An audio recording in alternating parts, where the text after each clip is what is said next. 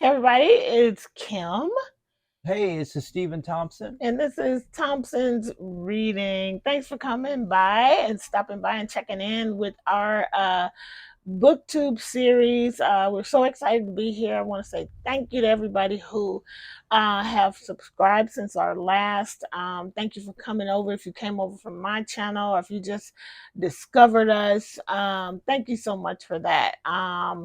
And yep, thank you for all the support. Hopefully, you will see something that you like and you will actually subscribe, hit the like button, and share about our booktube series. So we're going to get started. We both have different things that we want to talk about today, and I'm going to toss it over to you so you can go ahead and get started. All right. Well, Kim, one of the things that inspires me about your reading is that you're actually finishing books. I like to read a lot of books, but I'm not necessarily finishing a lot of my books. I get into this habit, I don't know, some of you, where you just go pick up books and you like being surrounded by books, and then you start reading the books, but you don't finish the books. So I said to myself, I'm going to actually finish some books this month. And from our last episode, I actually did finish a book, and I wanted to talk about it. I've been reading it for a while. I want to read you two excerpts from it, but this book here is called Loving Midlife, Learning to Love Midlife, 12 Reasons Why Life Gets Better with Age. As much as I don't think I'm in midlife, I am in midlife. I'm in my 50s, but I do feel mentally like I'm still in my 20s from time to time. But this is a great book. It's written by author's name is Chip Conley. He is a former owner of a boutique hotel company, and then he resigned, sold that company, and started working as a consultant for Airbnb Hmm. when it first started. And he saw himself as a modern elder at that point because the CEO of Airbnb was much younger than him. And he was in his midlife, and he found purpose by uh, using midlife as a time to nurture others and to find purpose, and not see it as kind of a death dirge, but more as a time to give back to others. And that was some of the key parts of this book. So I want to read you just two parts of it. And one of them is this from midlife. So here's how he describes midlife.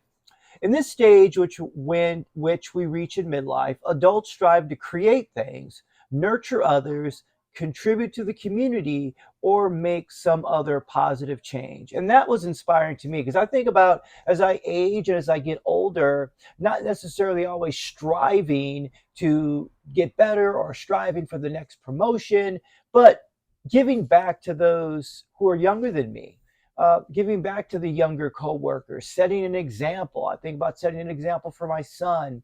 I think really a lot about, in my current role as a school administrator, is training the next generation of school administrators and the next generation of teachers, really trying to get into a place of giving back rather than just a place of striving for more. Hmm. And this other part that was really good, and he's talking about in midlife.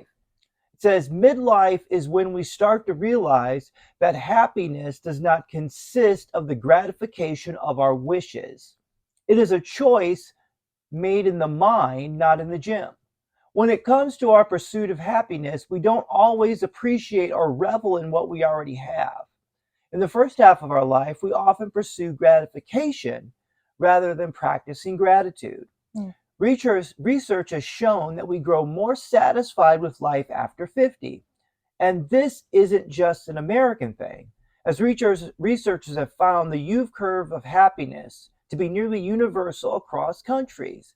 It's not because all of our problems magically melt away.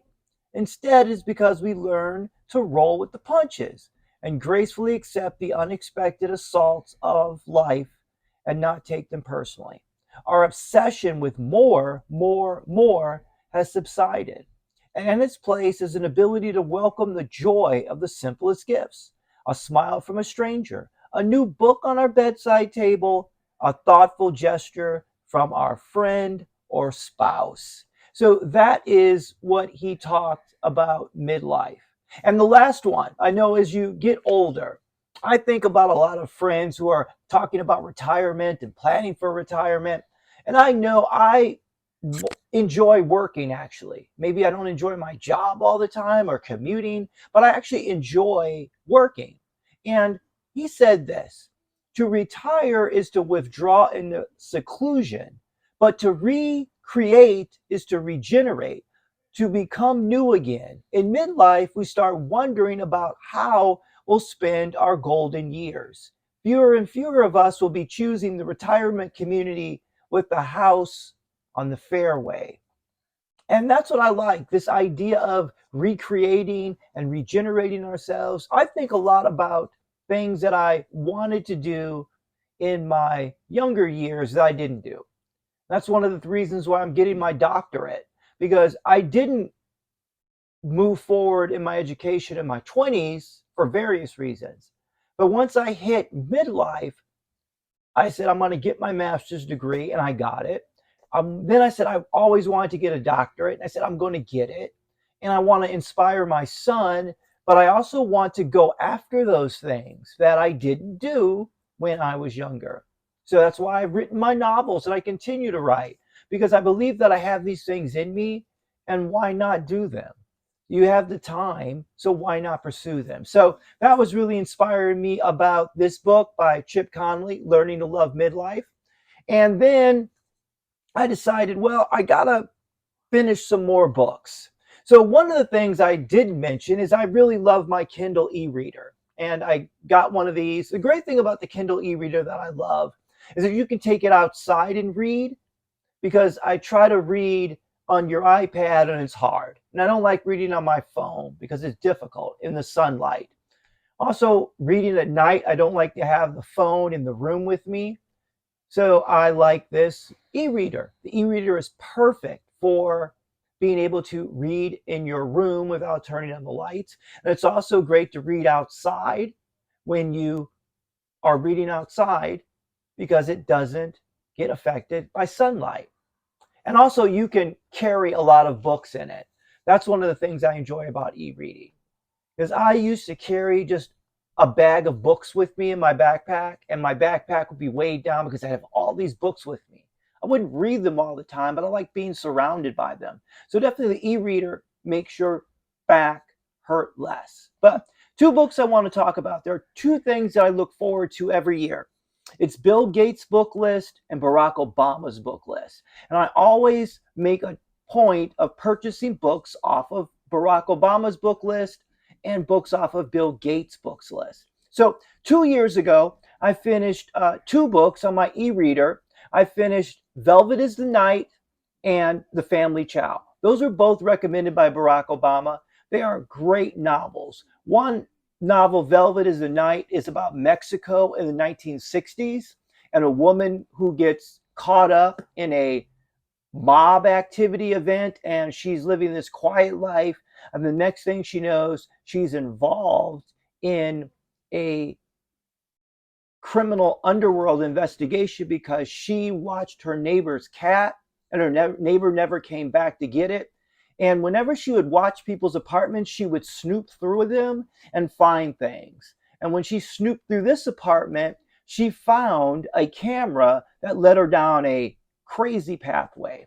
And The Family Chow is a mystery about a Chinese family that owns a restaurant. And then there ends up being the death of the family patriarch. And they blame the death on the son. But then there's a wild twist at the end. And it is set during Christmas, but it is a great story about family. So The Family Chow and Velvet is the Night. I read these a couple of years ago, but I got them from Barack Obama's reading list, which it comes out sometime in the summer. I don't know when.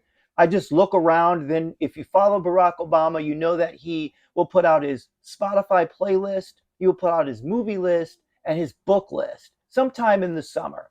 And Bill Gates, I believe, puts out his twice a year.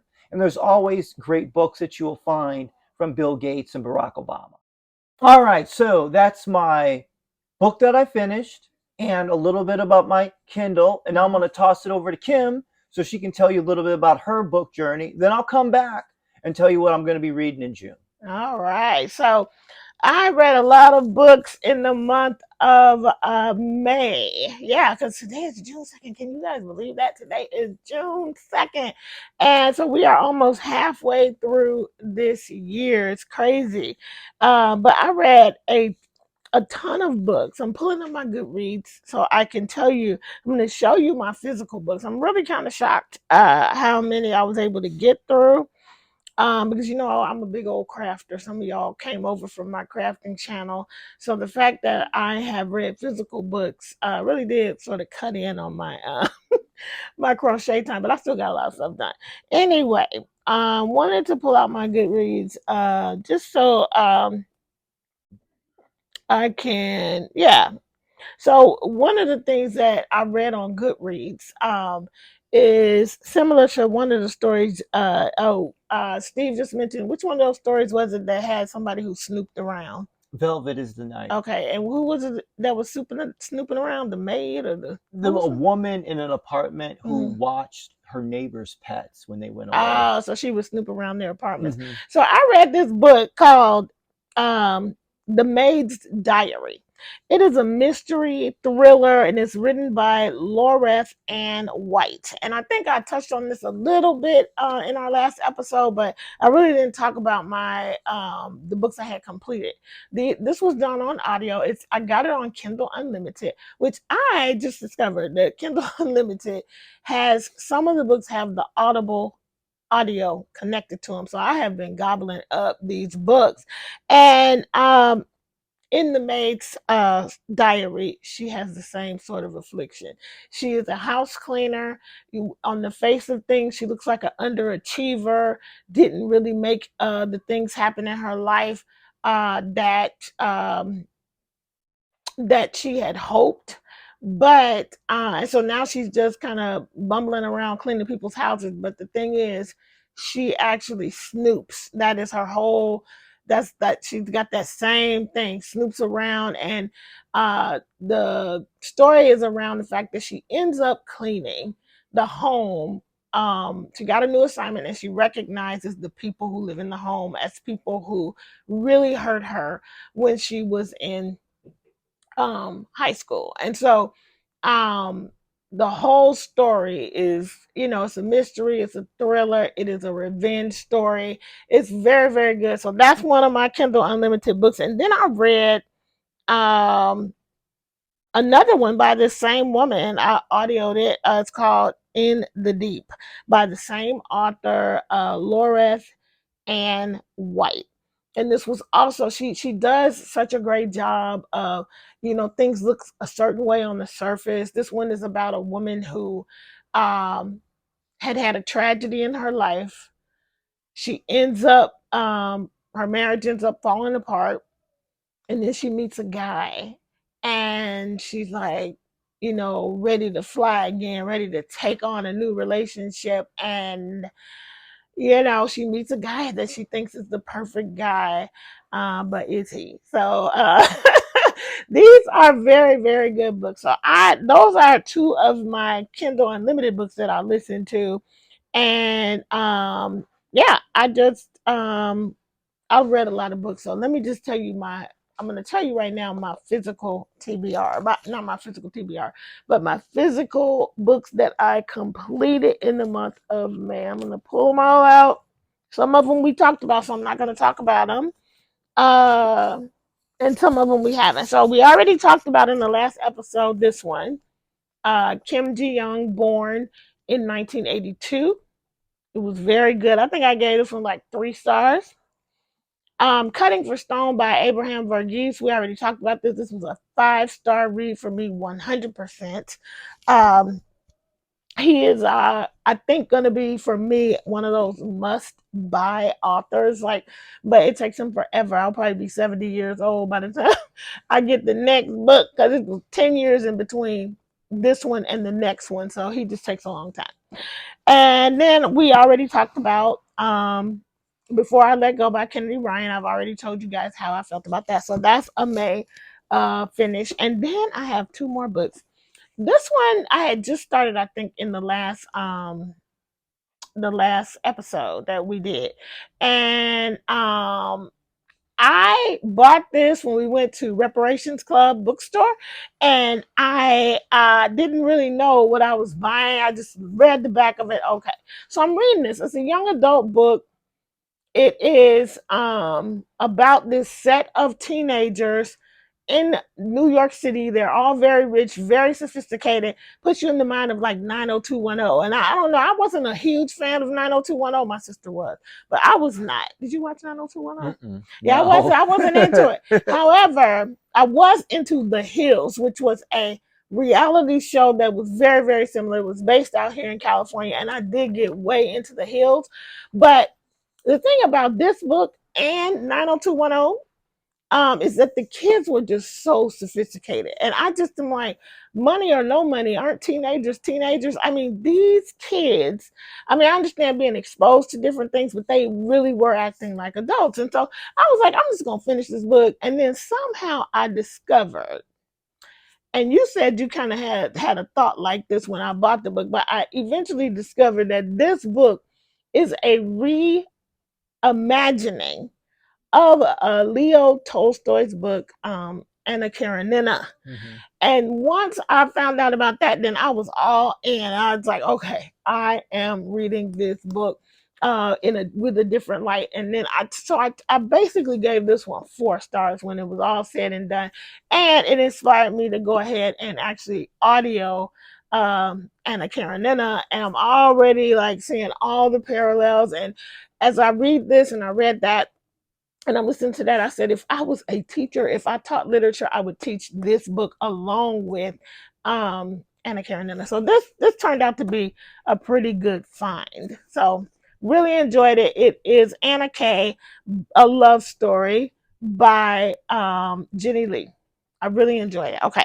My last book that I finished for the month, and then I'm gonna toss it back to Steve, is, and I'm gonna have to calm down because I want to emote all over this book. I want to talk about this book, but I'm not going to. It deserves an entire episode. But The Other Westmore. If you follow me on Facebook or Instagram, you already know I have said read this book. Um, it's an amazing book. It is based on the lives of two men, both named Westmore. This Westmore is the Westmore that wrote this book. And so this is the tagline. It is The Other Westmore, one name, two fates. The chilling truth is that his story could have been mine. The tragedy is that my story could have been his. So, two Westmores growing up in basically the same area with basically the same challenges early on in life. But each of them, they parallel for a long time and they get to be like basically preteens and everything diverges. And all I can say is this is a very important book if you want to understand a little bit more or explore the ideas around what it's like when somebody has their needs met and what it's like when somebody doesn't have their needs met and how things can diverge. It's an important book. I highly recommend this book no matter who you are and where you come from. Yes, it is about two African American men, but anybody can learn the lessons that you can get from this book. And if I was a literature professor, I would teach this one too. Or if I was just a professor or a teacher, I would teach this book. It would be required reading.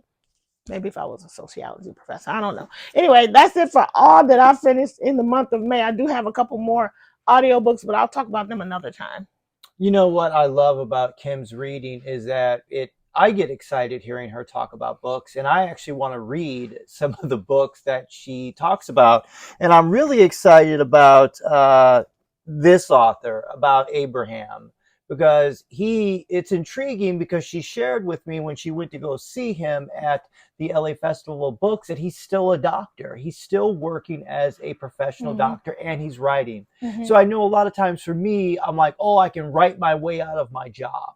But I can write and do my job at the same time for as long as I can. So it's not just where I have to have my creativity be against my job, because I do have a wonderful job. It's a hard job, but there's a lot of purpose in being a school administrator for students with special needs. Mm-hmm. And there's a lot of purpose in it, and I'm needed in it. And I get to be a blessing to people, but I also want to be a creative person too. And I want to be able to create, and I want to be able to work. And he is a very inspirational person from what Kim has told Yeah, me. So absolutely. I want to be able to read his books when I'm finished reading the books I currently have. All So right. that from Kim's books. Okay, Yeah. so for me, here's my plan for the month of June. Obviously, I can't read as many books as Kim does because I am writing my doctoral Yeah. dissertation, Yeah. and I Yeah. have to have my first three chapters finished by June 30th. I'm also working on my novel. So I do have a schedule, but it is good so I don't burn myself out to read. So I love going to the library. So I went to the library yesterday, and I'm like, I'm only going to come back with one book. Well, I came back with four books. One of them was for Kim. I got her a book on crochet, but then I got three books. Will I finish all three of those books? I don't know. But I am going to at least try to keep my reading confined to my library books and one book I want to finish, which is a novel. So I'm going to attempt to finish Mind of My Mind by Octavia Butler. I am almost finished with this book. I've been reading it diligently. It is a great read. It's very exciting. Octavia Butler is a wonderful, very creative science fiction author. So hopefully I will have this one done. At the library, yesterday I went to the library. I picked up three books. I'm going to read them in the month of June. If I finish them, I finish them, but I just want to read them. First one is called We Are Home, Becoming American in the 21st Century in Oral History. I love memoir and story, and this is all about immigrants who come to America. So that intrigues me. This book, Radiant, the Life and Line of Ken Herring. So if you can see the artwork on this book, you might recognize it. He does the art on these books. And what intrigued me about this one, he's an artist. I love reading books about artists. But it's funny when you read these stories about New York, especially in the 70s and 80s, it's really fascinating as people write about New York and they really love the hard scrabble New York, the drug dealers, the pimps, the alcoholics, the prostitutes, and they seem to lament that New York is cleaned up. So it's fascinating. I stumble across people who really enjoy and lament the loss of this dark, rough New York City. But it's great reading. And finally, I feel like this is like a love letter to books, and I just had to get it. But The Secret Lives of Booksellers and Librarians, True Stories of the Magic of Reading. And this is just a book full of stories from librarians and people who work in bookstores. Huh. So I just had to take it. James Patterson curated it. He writes a lot of children's books and mystery books. So I'm just like, this is probably going to be a good, a fluffy read. Because Kim tells me I need to read fluffy stuff. So, because I like to read a lot of intense books. So this looks like a book that I'm really going to enjoy, and hearing stories about people who work in libraries and who work as booksellers. So that's going to be what I'm going to be working on for the month of June. And I'll come back probably in our next episode or another episode and talk about some more books that I finished, hopefully. So I'm going to throw it back to Kim. All right, so I just have, I mean, this intrigues me. I just have to read this one little part to you guys that should make you want to read this book. It's the author's note right at the front, and it says, "You are holding a book in your hands right now, or maybe you're listening to one. If you live in America, you're among only 1 in 5 who can read a book and are actually in the habit of reading books. To my way of thinking, that statistic is dystopian. Can you believe that? 1 in 5? Like, really, in America today? I'm gonna have to look that up, but that makes me want to read these stories, man. We had a whole conversation with a friend about whether or not the I don't know what you call it, the art of reading or the skill of reading is just going to go away because everything we can audio everything. But I honestly don't think so. I think that as long as, there are people like us, people like you guys who love books, and people who are out there doing booktube, and there's a lot of young people out here doing booktube. I mean, we're actually the minority when it comes to booktube. We're older and you don't get a lot of that on booktube. So I don't think the skill or the love of books and reading are going to go away. And so with that said, let me tell you what my June physical TBR. Who knows how many audiobooks I will listen to? But Steve inspired me because he talks about Octavia Butler. And I picked up an Octavia Butler and already started it. But this is one of my plans for June. I am reading uh, Pattern Master. This book was written, or the copyright date on this book is 1976. So to me, it's so intriguing. Even though this is not my genre at all, it's not my genre at all. But the fact that she was writing like this back in the 70s, I'm excited to read this book.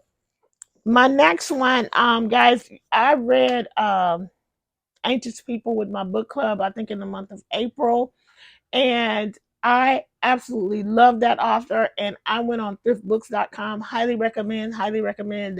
Go to Thrift Books. You can get used books for a decent price. And if you order enough of them, you get free shipping. And it's not a lot that you have to order to get free shipping. But Frederick Bachman is the writer. I went on Thrift Books and bought everything I could find because I loved him that much. I think he's going to be one of my favorite authors. And so I decided that until I finish the ones that I have, and I think I bought about 5 of them, I'm going to read one every month until I finish. So this one is a man called Ove, and apparently this one is already a movie on Netflix, and so is Anxious People. But I'm excited. I don't even know what it's about, but it's on the list. I picked up a book from Toni Morrison. It is called Home, and I'm excited. I know a little bit what this one is about, but I won't share that. I'm trying to finish up. Then I needed some real fluff, and I decided to throw in Talia Hibbert's book. It's called Highly Suspicious and Unfairly Cute. It is a young adult novel. I am excited to read it because Talia Hibbert is an African American author. I like to read books by African American authors, and I love the fact that on the cover they are kids of color and she's plus size, and so representation is so important, and I love that today you get this kind of thing. So I wanted to read that. And then final book is I'm reading this with my colleague at work. We had a whole talk about reading and how much she used to like to read but hasn't really been reading.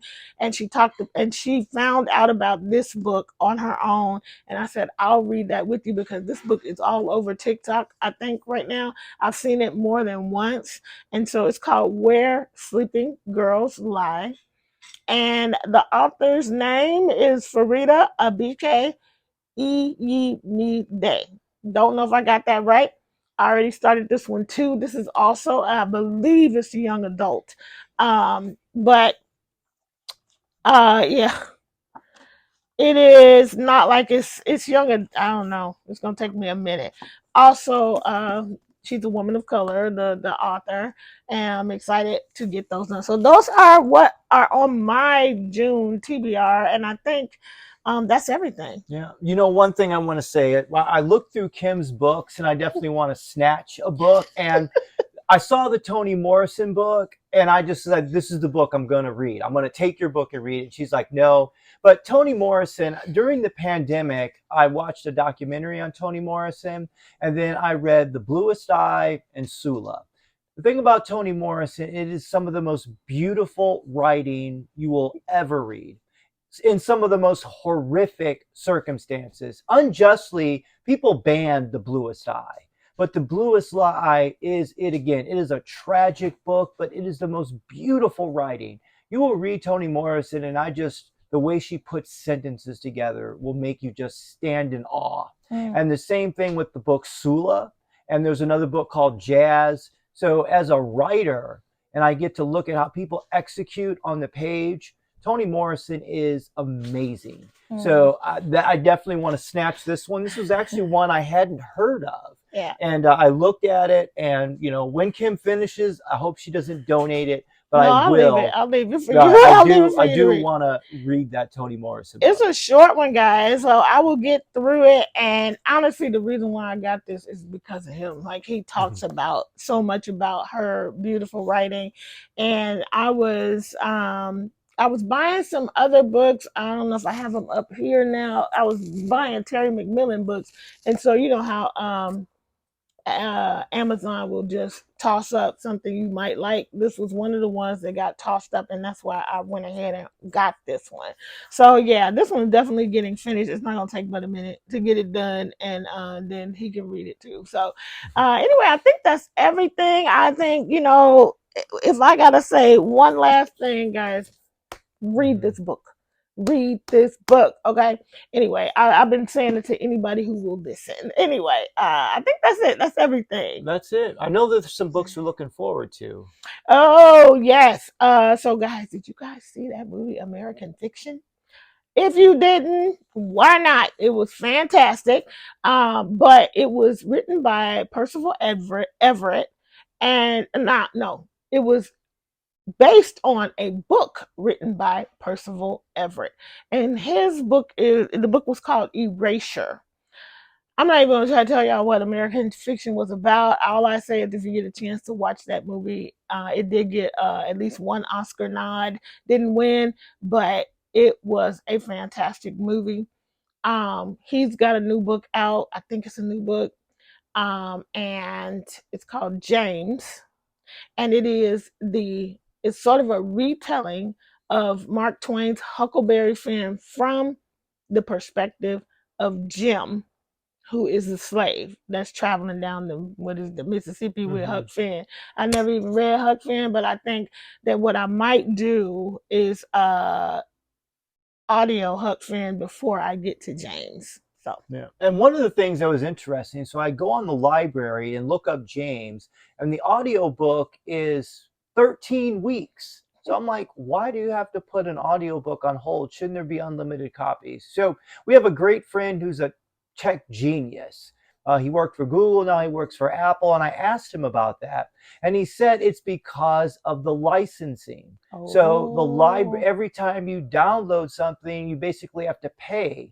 So the library has a limited budget, so they have to buy a limited amount of audiobooks so that they can give them out for huh, people to listen to. huh. So that is why you have to wait I knew he would for know. an audiobook. So I'm waiting 13 weeks for the Are you audiobook down for to 12 James. now? I might be down to 12.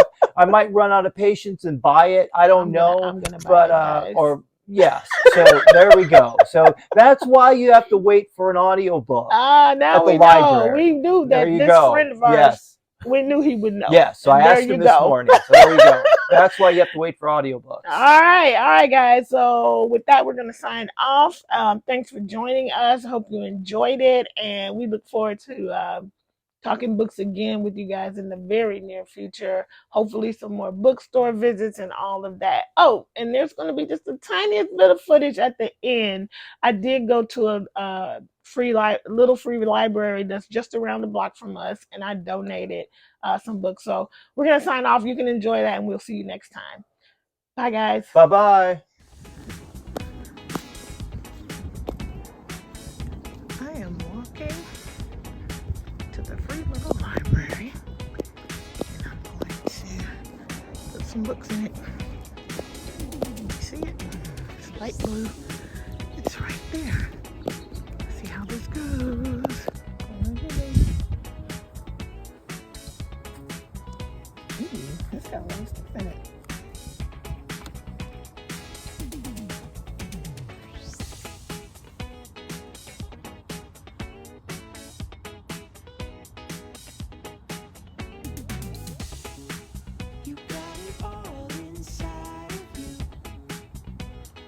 Some interesting choices.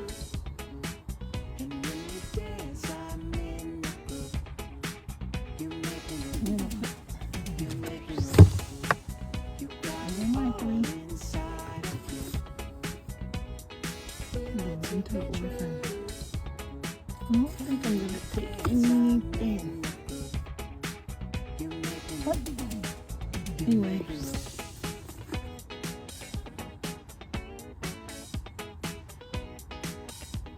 Putting away childish things. That looks interesting. Pendragon. Games your mother never taught you. Oh, interesting. Pieces of my sister's life.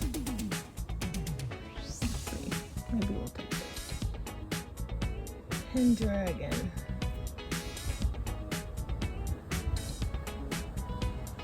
Oh, it's book 2 of a series. I don't know if anybody knows about that, but not my genre.